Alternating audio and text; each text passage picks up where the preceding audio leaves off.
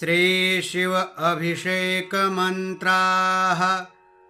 ॐ पयः पृथिव्यां पय ओखधिखोपयो दिव्यन्तरिक्षे पयोधाः पयस्वतीः प्रदिशः सन्तो मह्यं कामधेनुसमुद्भूतं सर्वेषां जीवनं परं पावनं यज्ञहेतुश्च पयः स्नानाय गृह्यताम्।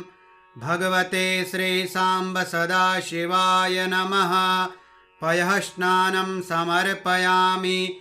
पयः स्नानान्ते शुद्धोदकस्नानं समर्पयामि। शुद्धोदकस्नानान्ते आचमनीयं जलं समर्पयामि।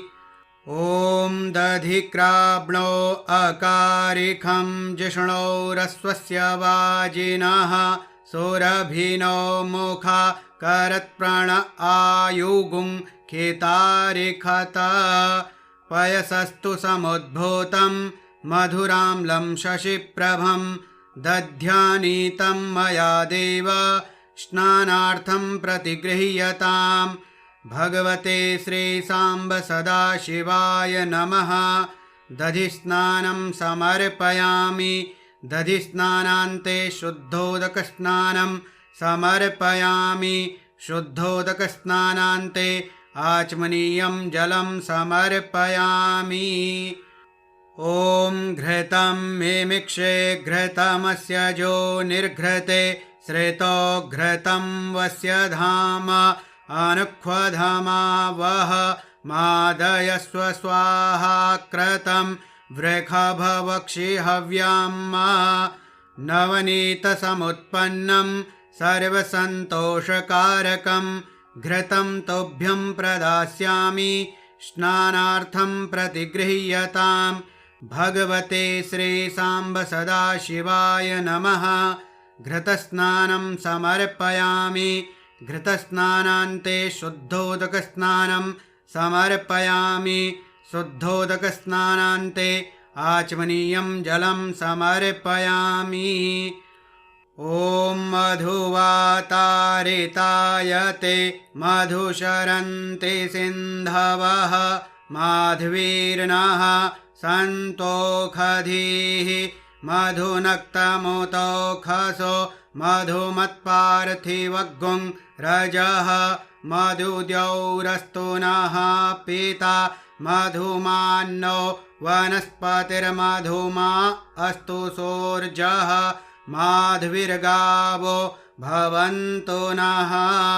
पुष्परेणुसमुत्पन्नं सुस्वादुमधुरं मधु तेजः पुष्टिकरं दिव्यं स्नानार्थं प्रतिगृह्यताम्। भगवते श्रीसाम्ब सदाशिवाय नमः।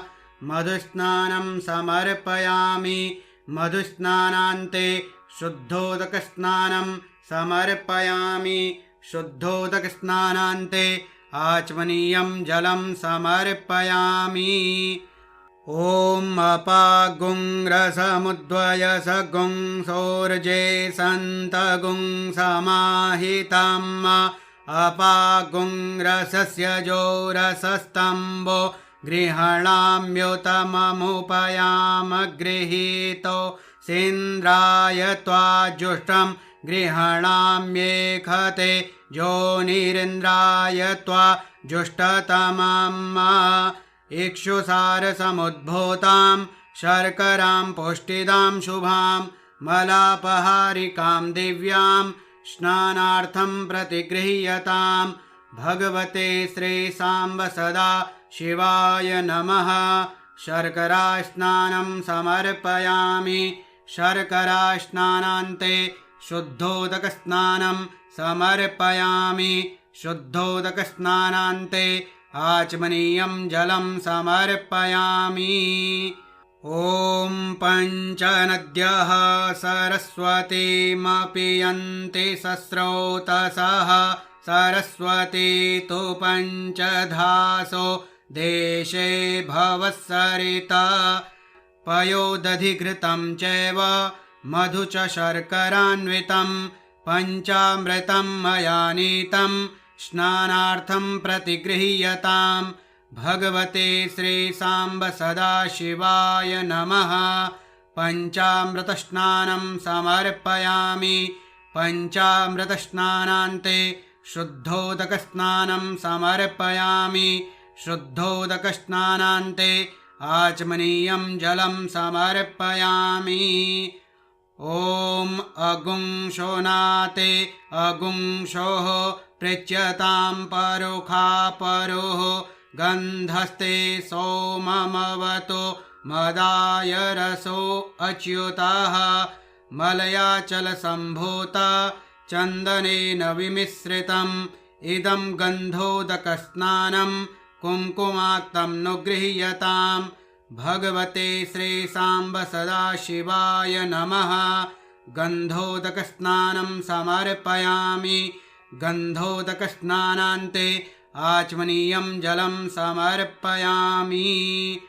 ॐ शुद्धवालः सर्वशुद्धवालो मणिवालस्त आश्विनाः श्वेतः श्वेताक्षोरुणस्ते रुद्राय पशुपतये कर्णाजामा अवलिप्ता रौद्रा नभो रूपाः पार्जन्याः शुद्धं यस्सलिलं दिव्यं गङ्गाजलसमं स्मृतं समर्पितं मया भक्त्या शुद्धस्नानाय गृह्यताम् भगवते श्रीसाम्ब सदाशिवाय नमः। शुद्धोदकस्नानं समर्पयामि। शुद्धोदकस्नानान्ते आचमनीयं जलं समर्पयामि। ॐ नमस्ते रुद्रमन्यव उतोतैखवे नमः। बाहुभ्यामुत ते नमः।